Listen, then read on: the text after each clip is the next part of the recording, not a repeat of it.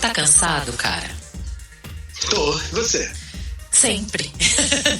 Eu também. Sempre. A gente falou aqui na semana passada, não, na terça-feira, na participação passada do Michel, sobre uma desilusão, uma melancolia da geração millennial com os dias atuais, né? Com o que prometeram há 20 anos e o que entregaram agora que os millennials estão aí na meia-idade.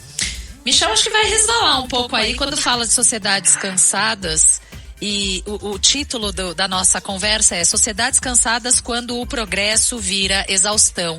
E aí, antes de falar do cansaço, eu quero dar um passo atrás e entender e te perguntar o que a gente entende por progresso. É aí que está a confusão, é justamente aí que está a confusão. O tema de hoje está diretamente conectado no último comentário, porque eu fui provocado pelos ouvintes nas redes sociais para que falasse um pouquinho mais do autor que eu citei, do autor do livro Teoria da Classe Inadequada, publicado aqui no Brasil pela editora Aine, que é o Rafael Ventura. Eu contei um pouquinho no último comentário aqui na rádio que esse autor falava desses jovens entre 20 e 40 anos que sentem esse sentimento de desilusão completa diante do mundo. E isso também se dá em exaustão, isso também se dá em ansiedade, isso também se dá nessa epidemia de problemas ou questões de saúde mental que a gente vê por aí para tudo quanto é lado. Qual é a questão, o argumento central do Rafael Ventura, que está traduzido aqui no Brasil, Teoria da Classe Inadequada? Ele vai dizer que a gente vive um momento de muita desilusão e de muita exaustão, porque o mito da meritocracia, aquela ideia de que se você fizesse tudo o que precisava fazer, fosse um bom menino, estudasse, respeitasse os mais velhos, não falasse com estranhos, ia dar certo para você, não deu. E é justamente nesse momento que a gente está se dando conta disso. Há um investimento cultural de diplomas em educação gigantesca nessa geração, nesses jovens entre 20 e 40 anos, só que eles estão se dando conta que a quantidade de diplomas não foi convertida em mais dinheiro. Então eles têm uma consciência bem clara do aumento do custo de vida e da dificuldade de arcar com as próprias contas, e isso vai trazendo essa sensação de exaustão. E isso é muito interessante porque está diretamente conectado numa sensação que é desse público, mas é compartilhada pelo resto da sociedade brasileira e pela sociedade mundial de uma forma geral. Os estudos mostram, né? E aí tem uma matéria muito interessante num site americano chamado Vox, mostra que esse sentimento, ele não é localizado nessa geração, mas ele é compartilhado pela sociedade ocidental de certo modo. Desde os anos de 1970, o crescimento do PIB não acompanha o crescimento médio dos salários. Ou seja, a sociedade americana produz mais riqueza e distribui pouco. E o que parece ser novidade para os americanos é uma realidade para os brasileiros desde sempre, né? Ou sobretudo desde que entramos na República e a preocupação com a invenção de alguma ideia de coisa pública, de coisa compartilhada, se impôs.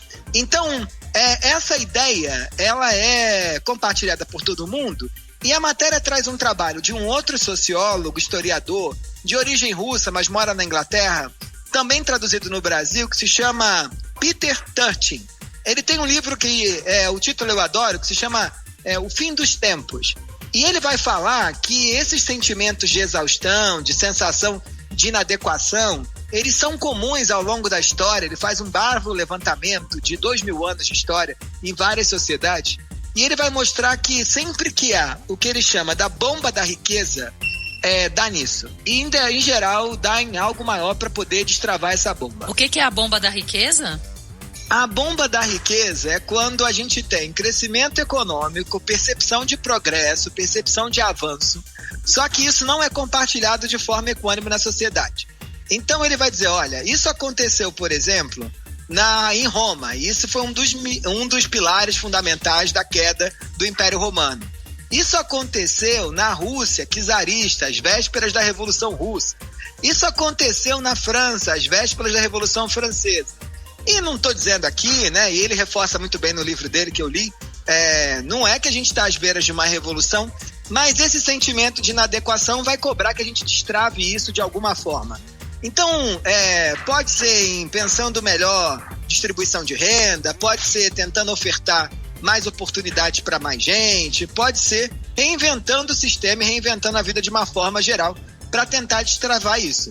Mas a sensação, ela se justifica. Então, aquilo que seu filho, o filho do ouvinte, está aí ouvindo a gente, está sentindo, aquilo que o próprio ouvinte está ouvindo a gente está sentindo. Aquilo que os apresentadores eventualmente estão sentindo agora. Os comentaristas também.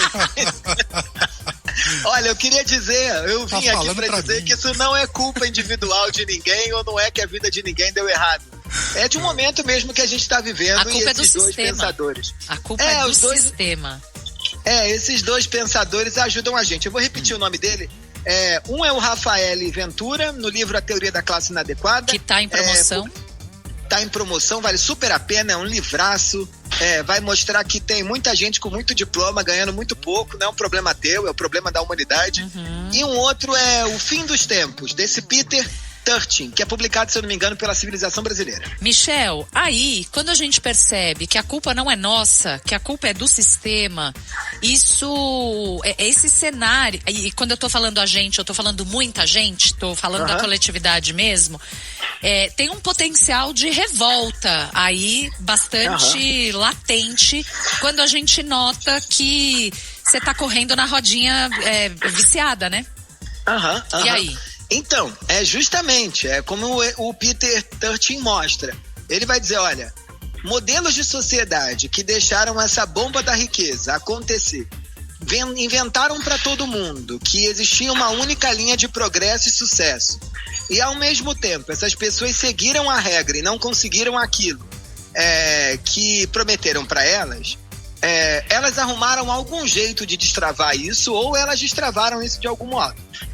Então, ou a sociedade vai começar a pensar mais, né, em como a gente inventa um jeito de compartilhar as riquezas que o mundo tem produzido de forma mais equânime, para que a gente tenha gente vivendo uma vida com dignidade. Não estou dizendo ficar rico, mas viver uma vida com dignidade, coisa que todas as democracias ocidentais têm enfrentado essa dificuldade com grande vigor, né? Ou a gente vai viver algum momento que vai destravar esse negócio de uma outra forma. Porque o Peter, ele acompanha, como ele é um historiador, né, um historiador em ciência social, ele acompanha, né, ao longo do ciclo da história como é que esse fenômeno se deu. E ele foi destravado de algum modo porque ninguém é capaz de viver numa sensação de inadequação ou anomalia por todo o tempo, né? De algum modo essas coisas vão sendo destravadas. Pode acontecer dessa riqueza, de destravar quando a gente tem um compartilhamento da riqueza mais equânime, e aí logo eu já pensei que nem uma proposta que está sendo debatida agora de taxar os mais ricos e as big techs a gente conseguiu passar, daí já fiquei desanimado de novo. É por aí? A solução é coletiva, né, Fernando? Não tem outro jeito. De algum modo, eu acho que as elites mundiais, elas sabem bem como lidam com essas questões, porque já viram ao longo da história, não sei se leram Peter Turchin, mas certamente já viram ao longo da história momentos parecidos acontecerem. Então, isso certamente vai cobrar alguma posição e alguma transformação, né? A gente mesmo ao longo da história do Brasil, né? Se a gente fosse olhar, por exemplo, 2013 e as jornadas de 2013, o junho de 2013, como um momento importante de levante mesmo social, né? Onde a sociedade brasileira parou para pensar para onde ela estava indo, ela vem também nesse bojo. Então, ao longo desse processo, uma série de medidas certas ou não, ou a sociedade brasileira caminhou para um caminho ou outro, mas alguma coisa ali, no calor do momento, foi tomada em termos de decisão para tentar baixar essa bola. O mesmo vai se dar agora de alguma forma, né? Então, e esse é que é o ponto interessante.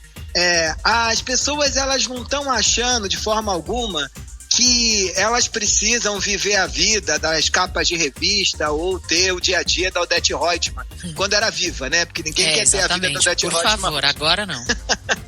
Mas as pessoas estão querendo ter uma vida com dignidade, né? Então, o tema da desigualdade social, ele é central para a organização da dinâmica da nossa vida e do cotidiano, e fundamental para que todo mundo minimamente consiga seguir a vida até seus últimos dias do melhor jeito possível, com dignidade, né? Eu acho que a música do Caetano nessa hora fundamental, citando lá o poeta russo, gente que nasceu para brilhar, gente não quer morrer de fome, então a gente precisa levar isso em consideração. Ô Michel, tô aqui pensando, acho que a gente tá dando a volta, né? Porque nos últimos 20 anos as coisas caminharam de um jeito a fazer com que a gente se individualizasse, né? Desde as relações do trabalho, se a gente for pensar, a flexibilização das leis do trabalho, a legalização da prestação de serviço por pequenas empresas e tal, tudo isso vai individualizando as coisas, né?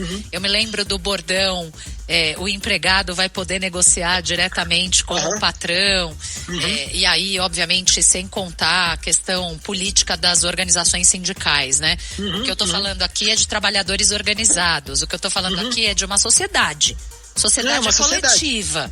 Por isso que tudo isso nos leva a enlouquecer, né? Tá todo mundo meio lelé da cabeça, o que também nos leva a afirmar que a saúde também é coletiva, a física e a mental. Muito bem, estamos entendendo que essa individualização tá levando a gente para essa erosão, né? De confiança, de sentido, de futuro, de coletividade. O que vem depois? Como é que, pra onde vamos, Michel Conforado? A gente vai ter que inventar outras coletividades, né? Eu acho que o momento que a gente está vivendo, ele é tão duro, porque ele fala de um processo de transição onde as coletividades que nos trouxeram até aqui, elas já não têm o sentido ou não nos engajam da forma como engajavam, e elas já não dizem muita coisa pra gente, né? Agora o momento é entender que a saída não é individual, porque gostando ou não a gente vive em sociedade, e gostando ou não, nós como humanos precisamos dos outros para inventar quem somos, e entender que novas coletividades são essas que vamos inventar daqui para frente. Porque não tem humano sem sociedade, né? A gente é frágil demais. em qualquer sentido, a gente é frágil psiquicamente, a gente é frágil biologicamente, a gente é frágil culturalmente, a gente é frágil de qualquer modo para dar conta de enfrentar o que é a vida sozinho. Então, vamos ter que inventar algum caminho coletivo para tentar sair desse lugar e continuar encontrando sentido para a vida. Ai, respiremos fundo. Michel Conforado tá com a gente toda terça e quinta aqui no nosso Pra Onde Vamos. Estamos com saudade, viu, cara, de vê-lo. Então, vamos organizar essa nossa coletividade aqui, por favor? Vamos. Eu tô com saudade de me ver também. O cara não para de trabalhar, bicho. Tá viajando o mundo inteiro divulgando esse livro. É o escritor mais vendido do Brasil, sei lá eu. Socorro Racioli que se cuide. Alô, Carla Madeira, você que se preocupe aí, porque o Michel Conforado tá vindo, viu? Socorro Racioli. Você ficou amiga dela, né? Ela é maravilhosa. Cabeça de santo e oração pra desaparecer. Vira e mexe, tá aí na minha frente. Eu sou fã de Socorro. Legal demais.